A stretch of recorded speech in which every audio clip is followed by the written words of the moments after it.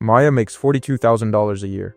She has a checking account, a savings account with $340 in it, and a firm belief that investing is something she'll start doing once she has real money. Not $5, not the cost of a coffee, not the loose change that disappears from her wallet every day without her even noticing where it went.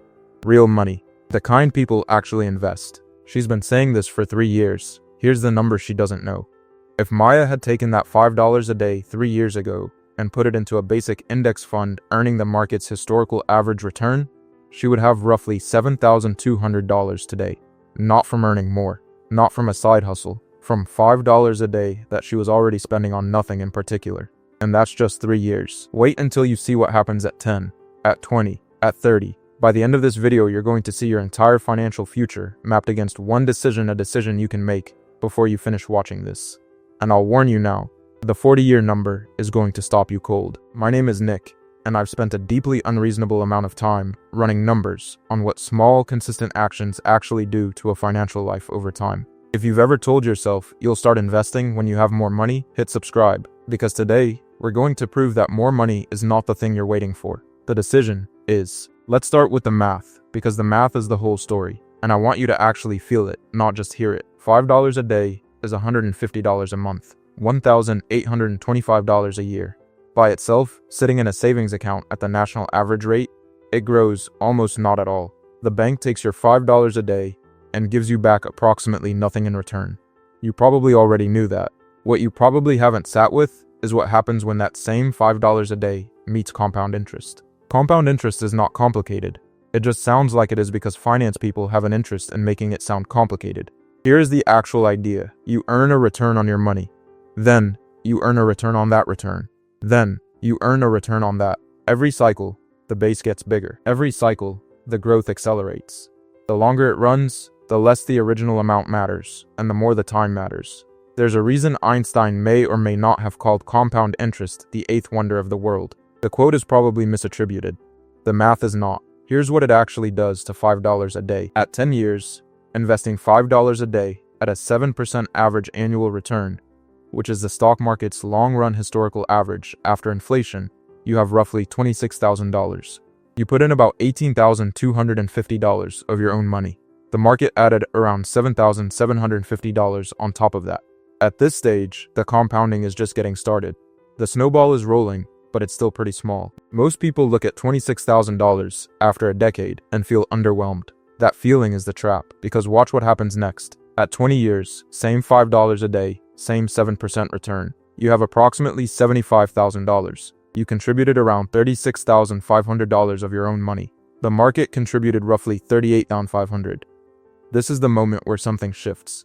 For the first time, the market has added more than you have. Your money has crossed over and started doing more of the lifting than you are.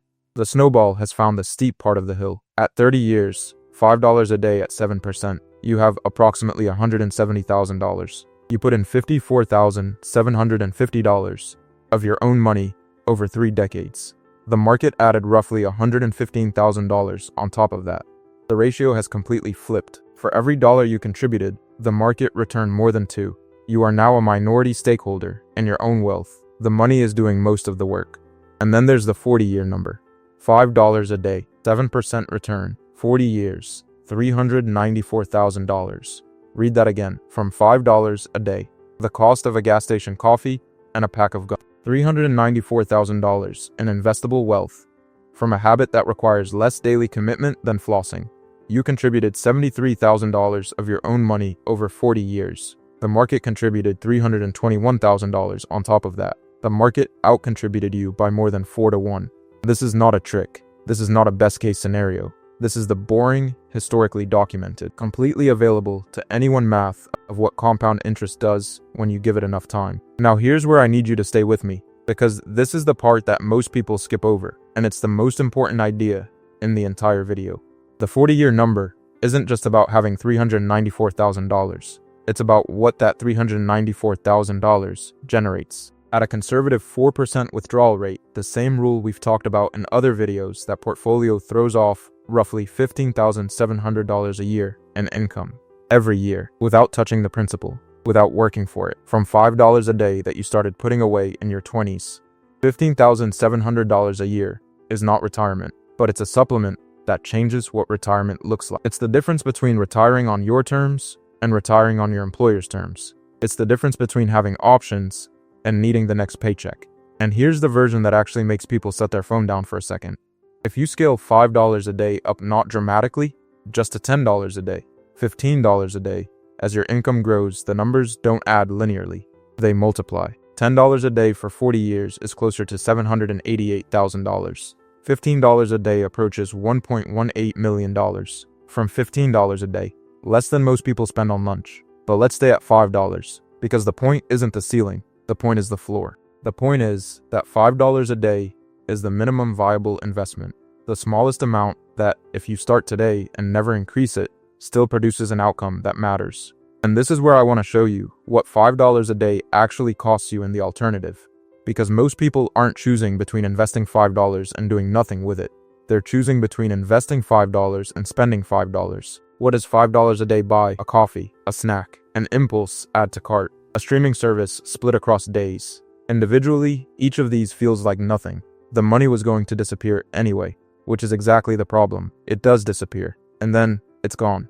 Invested $5 a day is still gone from your wallet, but it's not gone. It's working. It's compounding. It's building something on the other end that the coffee never will. I'm not telling you to stop buying coffee. I am telling you that the choice between those two destinations for the same $5 is the actual financial decision of your life. Not the salary negotiation, not the investment strategy, not the side hustle. The daily habit of where $5 goes. Let me show you two people to make this concrete. Same age, same income, same $5 a day available. Meet Ryan and Chris, both 25. Both making $45,000 a year. Both have exactly $5 a day that isn't already spoken for in their budget. Same number, same starting line.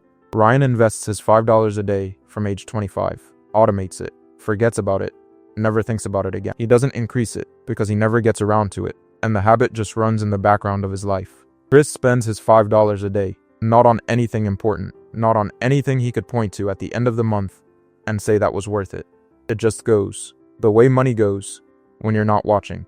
At age 35, Ryan has $26,000 invested. Chris has $0 invested and no memory of where the money went. At age 45, Ryan has $75,000. Chris still has $0 and has started telling people he'll get serious about investing once the kids are out of the house. At age 55, Ryan has $170,000 quietly compounding in the background of his life. Chris has started genuinely worrying about retirement for the first time. At age 65, Ryan has $394,000 and a portfolio generating $15,700 a year without him doing anything. Chris is trying to figure out if he can afford to retire or if he needs to work another 5 years. Same income, same $5 a day. 40 years of different decisions about where it went.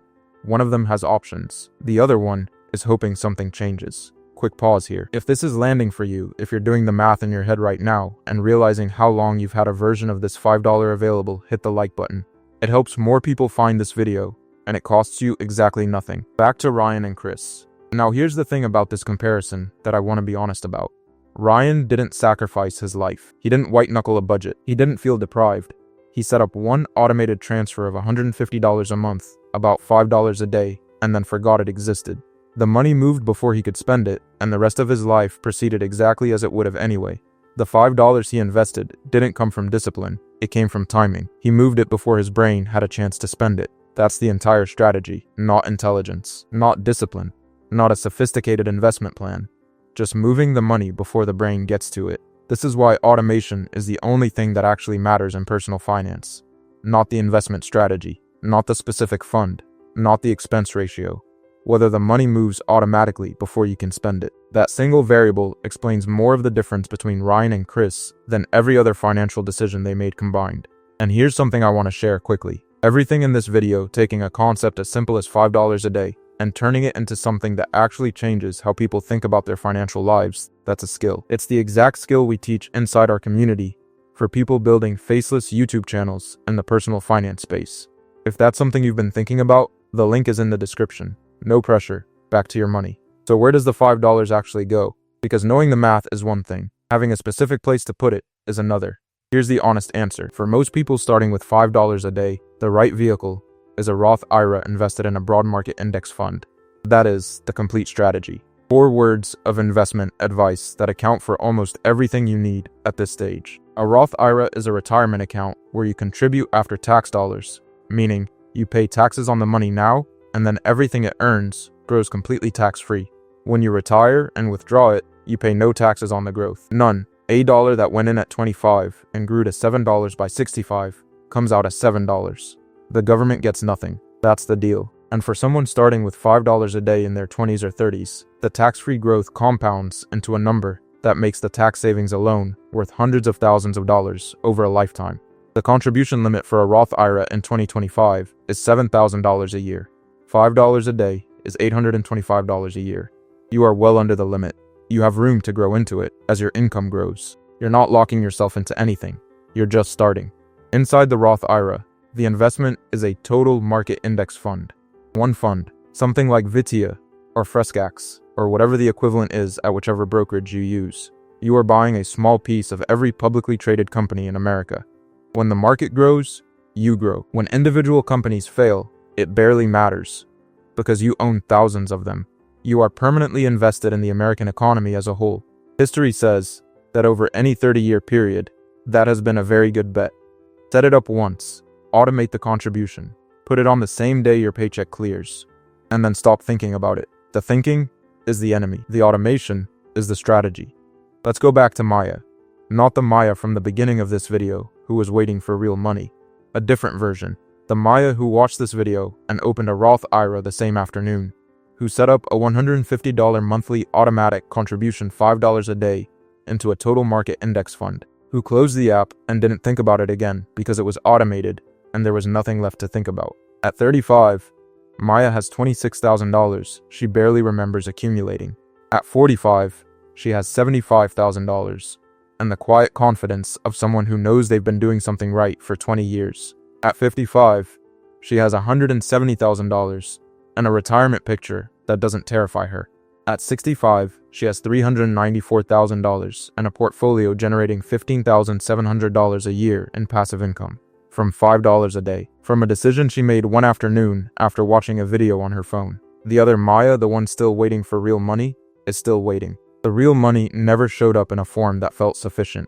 It never does, because the threshold keeps moving. The amount that feels like enough to start never arrives, because it was never the amount that was the issue. It was always the decision. Here's what I want to leave you with. The gap between Ryan and Chris, between the two versions of Maya, is not a gap in income. It's not a gap in intelligence or discipline or financial knowledge. It's a gap in when they started. That's it. The math is brutally indifferent to everything except time. Every day you wait is a specific, calculable amount of future wealth you are choosing to leave on the table. Not because you couldn't afford $5, because you were waiting until you could afford more. You don't need more. You need today. $5 a day. A Roth IRA. A total market index fund. One automated transfer on payday. That's the complete instruction set. Everything else is noise. The best time to have started was 10 years ago. The second best time is today, and today is still available. If this changed how you think about what you have available right now, drop a comment telling me when you're starting and what's been stopping you. I actually read them. And if you want to understand the specific net worth levels where all of this math starts to feel genuinely different in your daily life, that video is right there on the screen. Go watch that one next. I'll see you in it.